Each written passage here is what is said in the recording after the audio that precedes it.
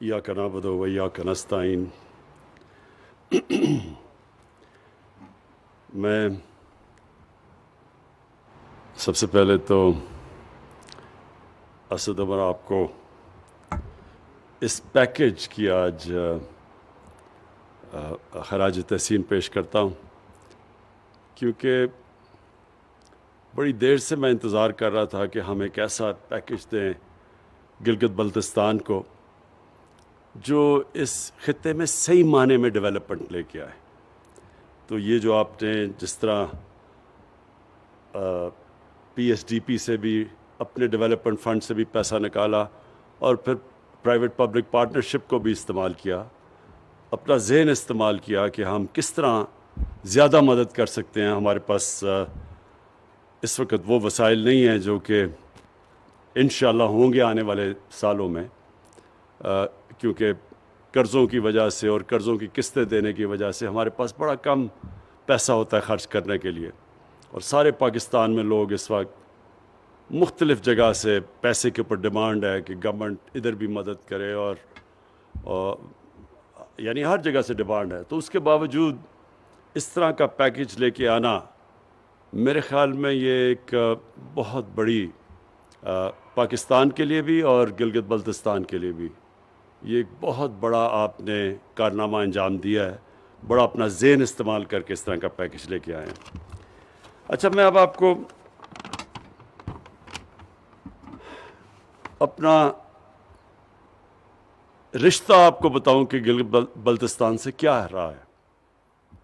میں جب 15 سال کا تھا تو پہلی دفعہ میں اپنے اسکول کے ساتھ یہ سارے علاقے میں آیا، گلگت آیا، اور پھر ان دنوں میں تو سڑکیں ایسی تھیں، مجھے جو سب سے ابھی بھی چیز یاد ہے کہ وہ کبھی مجھے زندگی میں اتنا خوف نہیں آیا جو وہ چھوٹی سی جیپ ایک سڑک کے اوپر چل رہی ہوتی تھی۔ ابھی کاراکورم ہائی وے نہیں بنا تھا، بننا شروع ہوا تھا، لیکن جو سڑکیں تھیں، یعنی کبھی آپ نے، میں تو داد دوں گا وہ جو ڈرائیور چلاتے تھے جیپوں والے ان سڑکوں کے اوپر، کہ وہ صرف وہی چلا سکتے تھے، کوئی اور کہیں سے دنیا میں ڈرائیور آ کے ان سڑکوں پہ گاڑی نہیں چلا سکتا تھا۔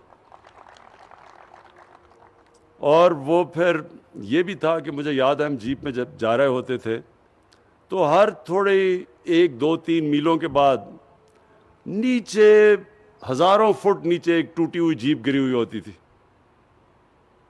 یعنی اوپر سے جیپ نیچے گری ہوتی تھی، تو وہ اور خوف آ جاتا تھا کہ پھر اللہ یاد آ جاتا تھا کہ اللہ صحیح طرح واپس بھی لے جائیں۔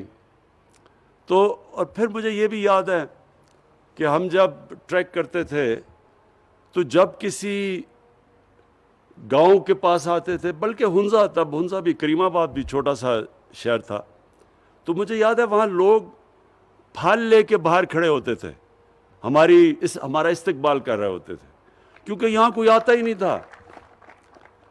یہ علاقہ بالکل کٹ آف تھا دنیا سے، اور یہ جو آپ کہہ رہے ہیں نا کہ ہم مختلف زبانیں ہیں ان علاقوں میں، کلچر مختلف ہے، وہ اس لیے ہیں کہ یہ سارے علاقے ایک دوسرے سے کنیکٹڈ ہی نہیں تھے، کیونکہ سڑکیں اتنی مشکل تھی۔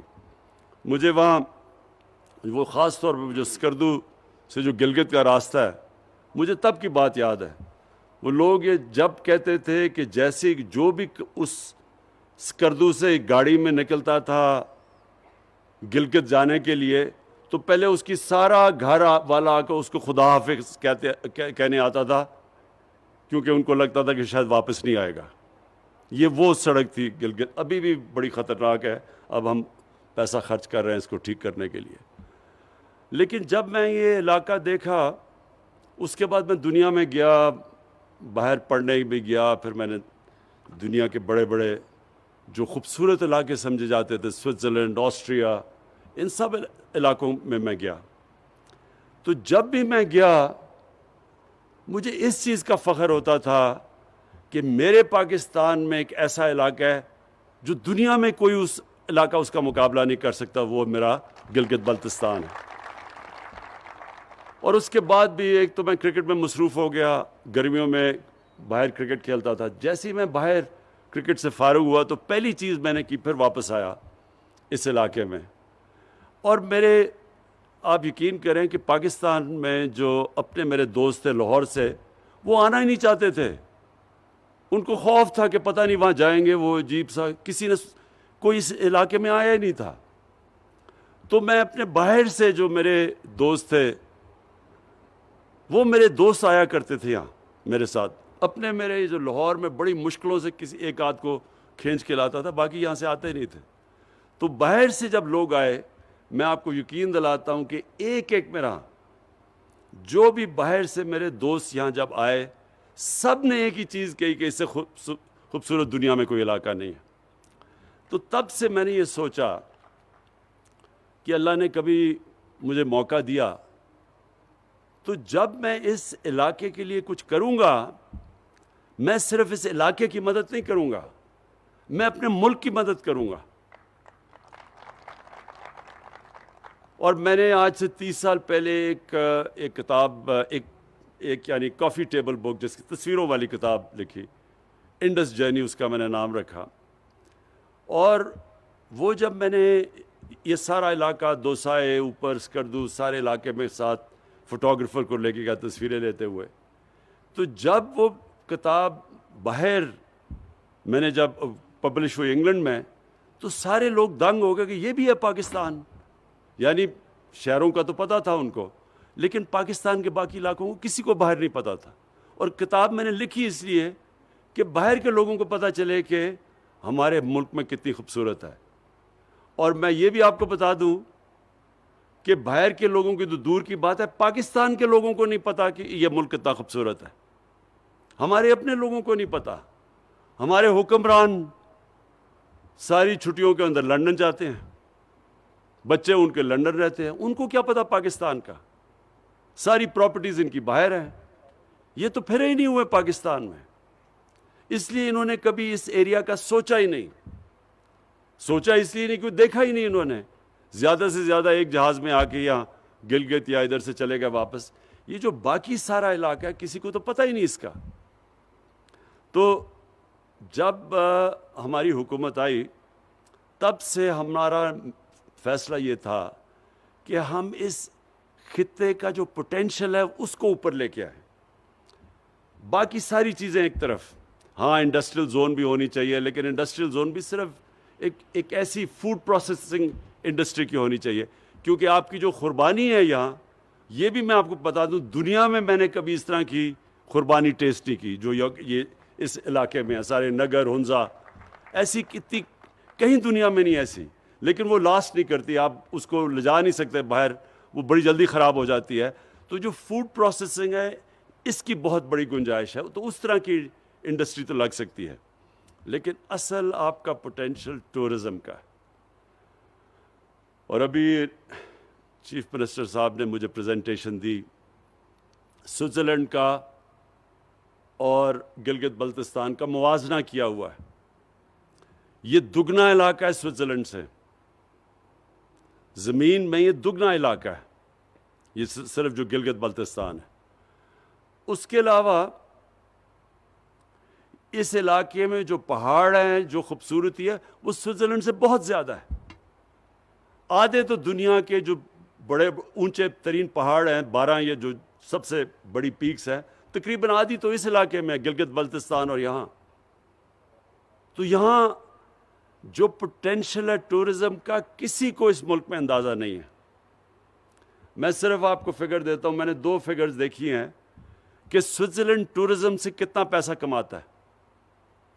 تو پہلے آپ یہ دیکھ لیں کہ پاکستان کا جو ساری ہم ایکسپورٹ کرتے ہیں، ساری پاکستان کی ایکسپورٹس مشکل سے $25 ارب ہے، اور ماشاءاللہ ہمارے دور میں اب یہ بڑھ رہی ہیں ایکسپورٹس.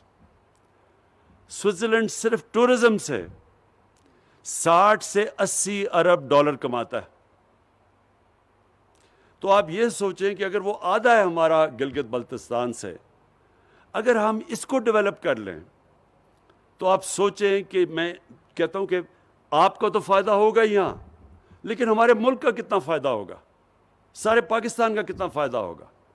ہمیں فارن ایکسچینج ملے گا، آپ کو روزگار ملے گا، خوشحالی آئے گی. تو دونوں کے لیے تو یہ جو ہم پیکج لے کے آئے ہیں، یہ صرف آپ کی بھلا کے لیے، آپ کے لیے بہتری کے لیے نہیں لے کے آئے، یہ سارے پاکستان کے لیے لے کے آئے ہیں، کیونکہ اس کا فائدہ سارے ملک کو ہوگا۔ جب گلگت بلتستان اپنی آپ کو ٹورزم کے لیے تیار کرے گا، صحیح معنی میں ڈیولپمنٹ ہوگی، سارا فائدہ سارے ہمارے ملک کو ہوگا۔ اور میں آج ایک داد دینا چاہتا ہوں، میرے سے بڑے بڑے غلط فیصلے بھی ہو جاتے ہیں، میں ٹکٹس دینے میں بھی، میں جب دیکھتا ہوں ماضی میں تو میں سمجھتا ہوں میں نے بڑی بڑی غلطیاں کی پارٹی کے ٹکٹس دیتے ہوئے۔ کئی جگہ میں اب سوچتا ہوں کہ اگر مجھے پہلے موقع ہوتا تو میں اس طرح نہیں، اس کو وزیر بنا دیتا، اس کو نہ کرتا، یہ میں سوچتا رہتا ہوں سارا وقت۔ لیکن مجھے جو آج بڑی خوشی ہے کہ اس ایک فیصلہ جو کیا، جو میں اللہ کا شکر کرتا ہوں کہ میں نے صحیح فیصلہ کیا، وہ خالد کو آپ کا وزیر اعلیٰ بنانے کا۔ اس کی وجہ کیا؟ دیکھیں، ایک انسان، ہمارے بدقسمتی سے ہمارے جو لوگ، جو انسان ہمارے پولیٹکس میں آتے ہیں، وہ 3 طرح کے لوگ ہوتے ہیں۔ ایک وہ لوگ ہوتے ہیں جو کہ پولیٹکس میں صرف اور صرف اپنی ذات کو فائدہ پہنچانے کے لیے آتے ہیں۔ اور ان کے اندر بھی 2 کیٹیگریز ہوتی ہیں۔ ایک اپنی ذات کو فائدہ پہنچانے کے لیے آتے ہیں، لیکن کوئی غیر قانونی چیز کر کے نہیں، بس اپنی پوزیشن کا فائدہ اٹھانے کے لیے۔ حالانکہ اگر میں اقتدار سے اپنی ذات کو فائدہ پہنچاؤں تو اس کو کرپشن کہتے ہیں۔ کرپشن کی ڈیفینیشن یہ ہے کہ میں اپنے اقتدار کو استعمال کروں اپنی ذات کو فائدہ پہنچانے کے لیے۔ لیکن ہمارے کیونکہ اتنا بدقسمتی سے پولیٹکس میں اخلاقیات اتنی گر چکی ہیں کہ اس کو کوئی کرپشن نہیں سمجھتا۔ اور اس کے دوسری جو لوگ ہیں وہ ہیں جو یہاں سے پیسہ چوری کر کر کے ملک سے باہر لے کے جاتے ہیں۔ یہ اس ملک کے سب سے بڑے غدار اور سب سے بڑے مجرم ہیں۔ 2 طرح نقصان پہنچاتے ہیں۔ ایک، وہ پیسہ چوری کر لیتے ہیں جو ہمارے ملک میں خرچ ہونا چاہیے۔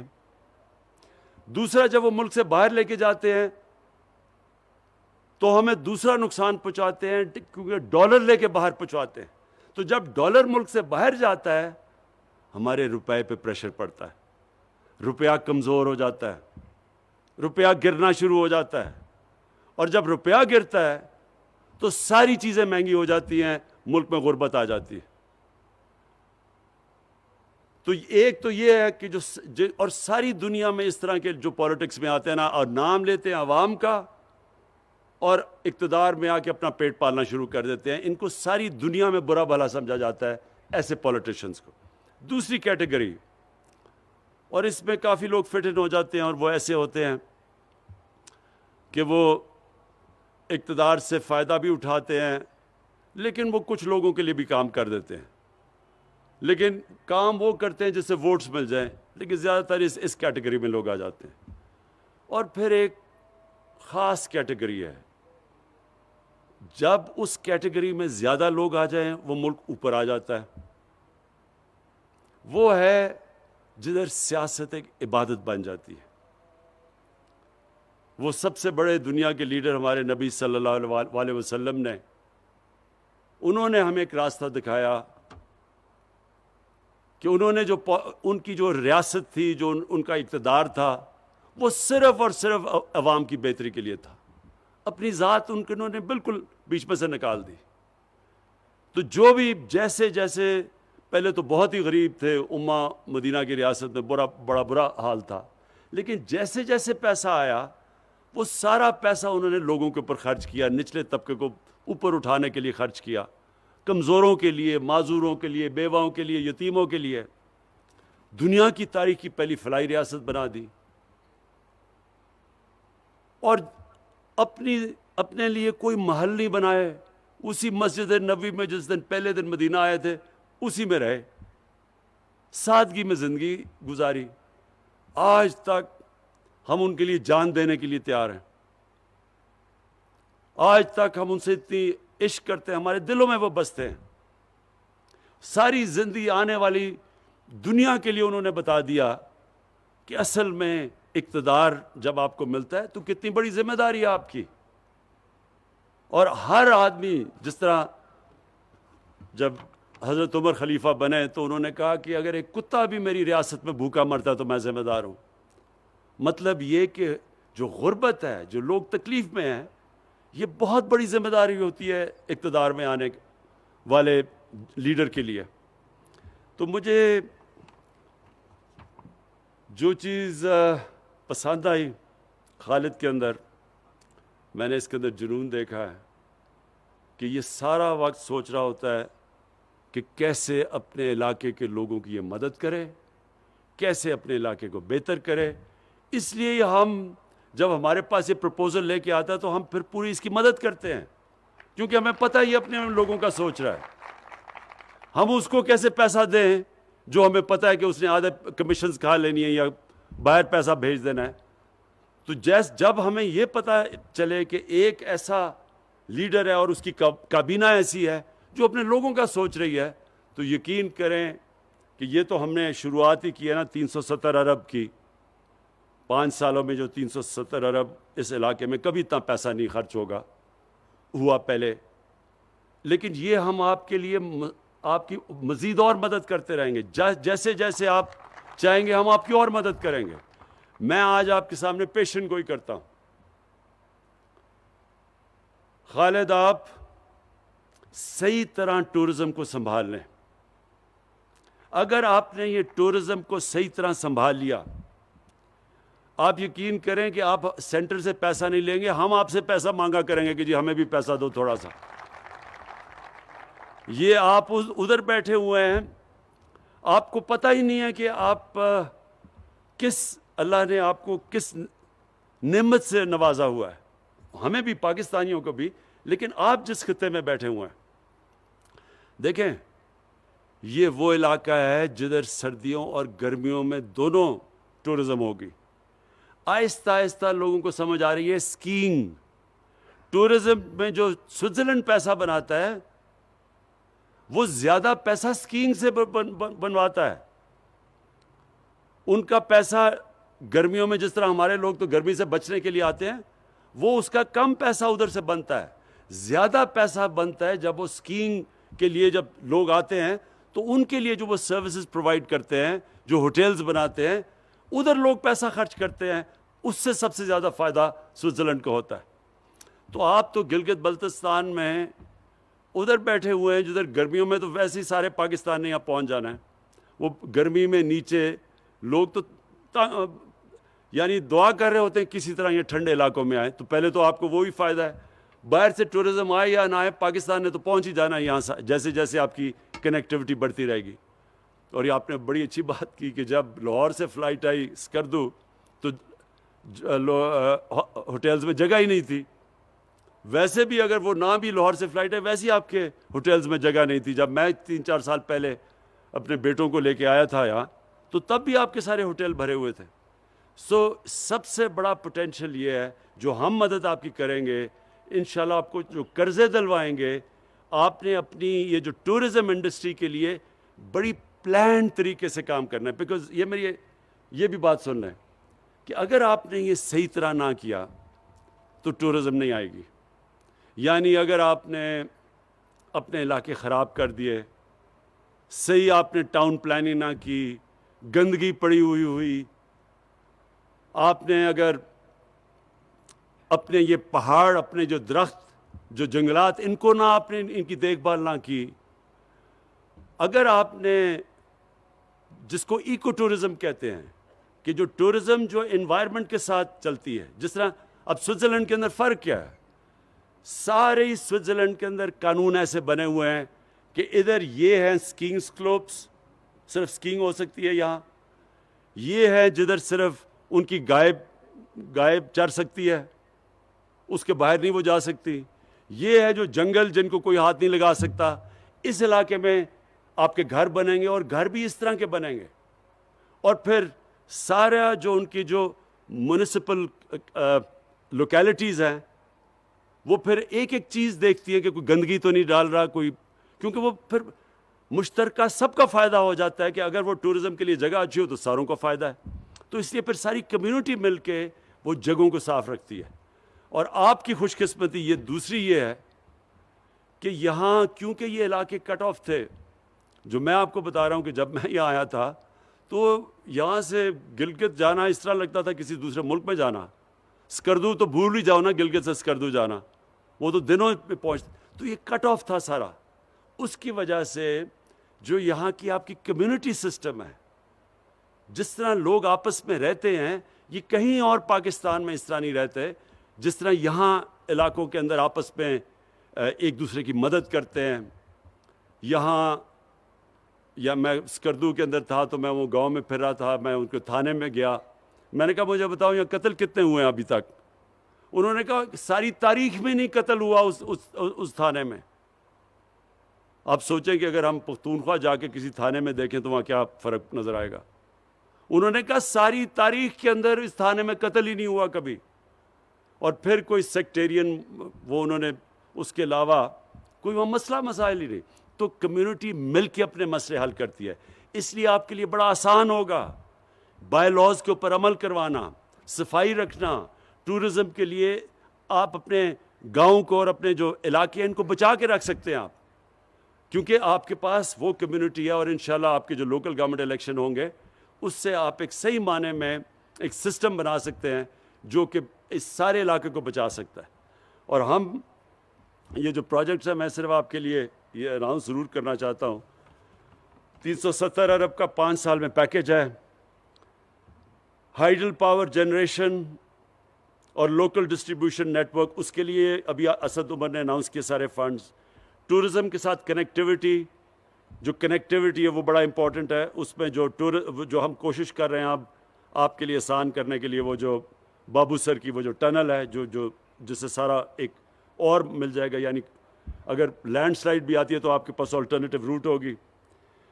پھر یوتھ سکلز اور اسکالرشپس، یہ بڑا ضروری ہے اپنے نوجوانوں کے اوپر انویسٹ کرنا، ویلیو ایڈ کرنا. اور ہیلتھ، سارا جو آپ کا ہیلتھ سسٹم ہے اس کی سب سے زیادہ ضرورت ہے کہ اس کی اپ گریڈیشن کرنی. اور یہ جو ہیلتھ کارڈ انشاءاللہ آپ کے سارے شہریوں کے پاس جب آ جائے گا، یہ یاد رکھیں یہ ہیلتھ کارڈ ہیلتھ انشورنس نہیں ہے، یہ ایک ہیلتھ سسٹم ہے. اس کی وجہ سے پرائیویٹ سیکٹر کے لوگ آپ کے علاقے میں آ کے ہاسپٹلز بنائیں گے اب، کیونکہ ان کو پتہ ہوگا کہ لوگوں کے پاس ہیلتھ انشورنس ہے اور اس کے ذریعے وہ اپنا علاج کروا سکتے ہیں. تو اس لیے یہ آپ کے لیے بہت بڑا ہیلتھ سسٹم کا اپ گریڈ ہے.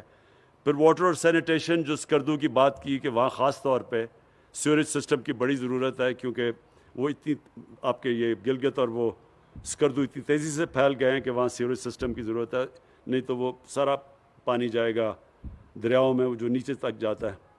اور پھر اسمال اور میڈیم انڈسٹری، دیکھیں جب آپ انڈسٹریلائزیشن کی بات کرتے ہیں نا کہ سی پیک پہ انڈسٹریلائزیشن ہو، انڈسٹریلائزیشن بھی وہ بڑی یعنی وہ وسیع ایک چیز ہے انڈسٹریلائزیشن. اس کے اندر اسمال اور میڈیم انڈسٹری جو ہے وہ یہاں کامیاب ہوگی، جس کے اندر میں نے آپ کو کہا کہ یہ جو آپ کی فوڈ پروسیسنگ ہے اور اس طرح کی، تو انشاءاللہ وہ بھی اس میں بھی پوری مدد کریں گے. اور پھر جو آپ کا انفراسٹرکچر ہے اس کی ایکسپینشن، آپ کے ایئرپورٹس کو بڑا کریں تاکہ بالکل ٹھیک آپ کہہ رہے ہیں یہاں ڈائریکٹ اب اسکردو میں انٹرنیشنل فلائٹس آیا کریں گی. کوشش کرتے ہیں، مجھے گلگت میں کافی مشکل لگ رہا ہے لیکن ہم کوشش کریں گے کیسے آپ کی مدد کر سکتے ہیں کہ یہاں بھی فلائٹس ڈائریکٹ آ سکے. ابھی تک تو صرف اسکردو جا سکتی ہیں.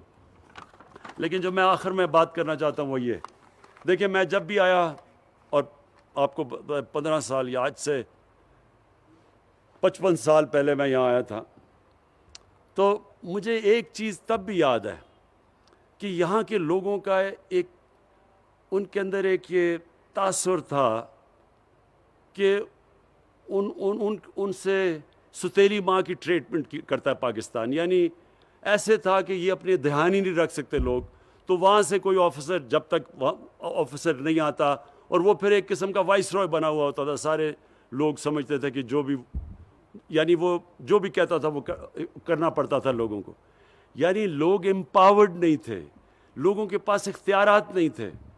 یہ مجھے تب سے یاد ہے کہ یہاں ضرور لوگ یہ کہتے تھے کہ جی یہاں بڑا ظلم ہوتا ہے، ہمیں وہاں سے بتایا جاتا ہے کہ ہم کیسے اپنے معاملات پہ کیسے ان کو چلائیں.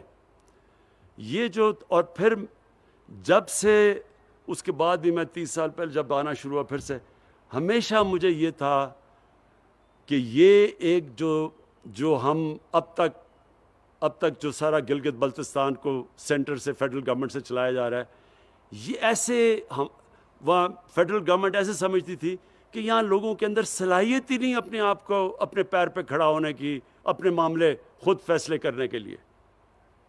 اور اس سے بہت ہر قوم میں بڑا برا تاثر ہوتا ہے، جو لوگ بڑا برا فیل کرتے ہیں کہ وہ سمجھیں گے جی یہ ان میں تو صلاحیت ہی نہیں اپنے معاملات چلانے کے لیے.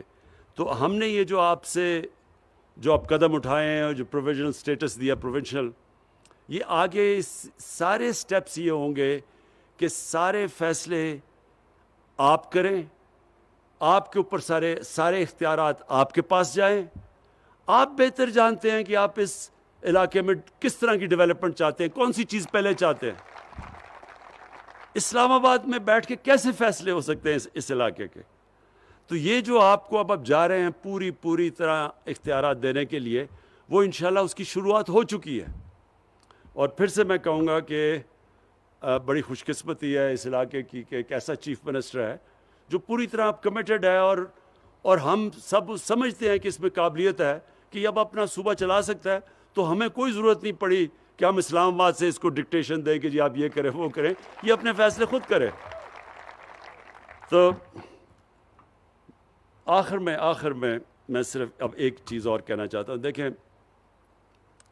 کہ ہم سب پاکستانی ہیں، اور ہم سب کو ایک چیز سمجھنی چاہیے کہ ایک ملک کبھی بھی ایک عظیم ملک نہیں بن سکتا جس ملک کے اندر انصاف نہیں ہوتا، قانون کی بالادستی نہیں ہوتی. یہ بڑا ضروری آپ کو اس چیز کو سمجھنا. خوشحالی اس قوم میں آتی ہے جس میں طاقت ہوتی ہے انصاف کرنے کی. اور قانون کی بالادستی کا مطلب کیا ہوتا ہے؟ یہ بھی ہم سنتے رہتے، قانون کی بالادستی، آئین کی بالادستی. قانون کی بالادستی کا صرف ایک مطلب ہوتا ہے کہ طاقتور کو قانون کے نیچے لے کے آنا، کمزور اور طاقتور قانون کے سامنے ایک برابر ہونا. جب ہماری نبی صلی اللہ علیہ وسلم نے کہا تھا کہ اگر میری بیٹی بھی جرم کرے گی تو اس کو سزا دی جائے گی، وہ بھی قانون کے اوپر نہیں ہے. اور پھر کہا کہ تمہارے سے پہلے بڑی قومیں تباہ ہوئیں، جس طاقتور کے لیے ایک قانون اور کمزور کے لیے دوسرا.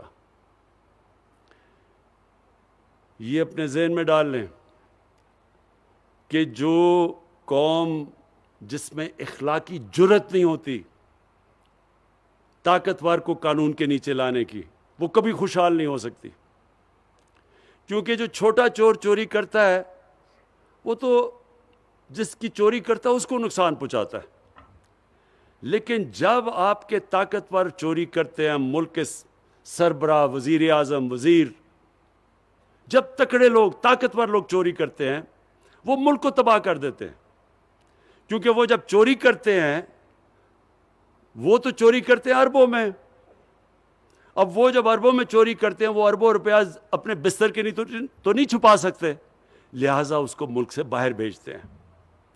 اور یہ ہمارا ہی نہیں، یہ ساری دنیا کے اندر غریب ملکوں کی یہی داستان ہے. جو دنیا میں مقروض اور غریب ملک ہے اس کو اٹھا کے دیکھ لیں، ان کے بھی طاقتور لوگ، ان کے وزیر اعظم، ان کے صدر، وہ ملک سے پیسہ چوری کر کے باہر لے کے جاتے ہیں. ان کے بھی بڑے بڑے محلات ہیں مغربی کیپٹلز کے اندر، لنڈن میں، نیو یارک میں، فرانس میں. تو جب تک ایک معاشرہ ان لوگوں کو قانون کے نیچے نہیں لے کے آتا، ان کا احتساب نہیں کرتا، چھوٹے چھوٹے لوگوں کا احتساب کرنا، پٹواریوں کا اور یہ تھانے دار، اس سے کوئی فرق نہیں پڑتا. ہماری نیب 20 سال سے چل رہی ہے، کیا کرپشن کم ہوئی ہے پاکستان میں؟ صرف اب نیب نے بڑے بڑے لوگوں کے اوپر ہاتھ ڈالا ہے. یہ صرف ہمارے دور میں، ہمارے دور سے پہلے کبھی نیب نے بڑے لوگوں کو ہاتھ نہیں ڈالا. اور یہ اب پاکستان کی انشاءاللہ ہماری خوشحالی کے لیے، ہمارے بچوں کے مستقبل کے لیے اب ایک ایسی سٹرگل اور جد و جہد چل رہی ہے. جب بھی ہم جیتیں گے طاقتور کو قانون کے نیچے لے کے آئیں گے. یہ وہ ملک بنے گا جو آج سے 70 سال پہلے بننا چاہیے تھا, جو آج سے 50 سال پہلے بن رہا تھا. یہاں تیزی سے ہم سارے علاقوں میں ہم سب سے تیزی سے اوپر جا رہے تھے. میں تو ایک ڈیموکریٹ ہوں, میں تو کبھی بھی کسی ڈکٹیٹر کی حمایت نہیں کر سکتا, لیکن مجھے افسوس سے کہنا پڑتا ہے کہ جو تب جس تیزی سے ڈیولپمنٹ پاکستان میں ہو رہی تھی, ہمیں یاد ہے وہ دن جس تیزی سے ہمارا ملک اوپر جا رہا تھا. اور وہ ہمارا ملک صرف اس لیے اوپر نہیں گیا کہ جو حکمران آئے انہوں نے بجائے عوام کا سوچنے کے اپنے پیسے بنانے شروع کر دیے.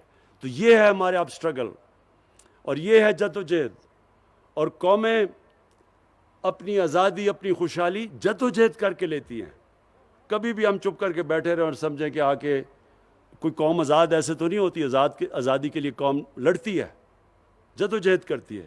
یہاں بھی ایک کرپٹ مافیا بیٹھا ہوا ہے, اس کے خلاف اب اس سے آزادی لینے کے لیے پوری جدوجہد ہے. اور انشاءاللہ میرا یہ ایمان ہے کہ اللہ نے میری ٹریننگ ہی کروائی ہے مقابلے کے لیے, ان چوروں کو ہرانے کے لیے انشاءاللہ.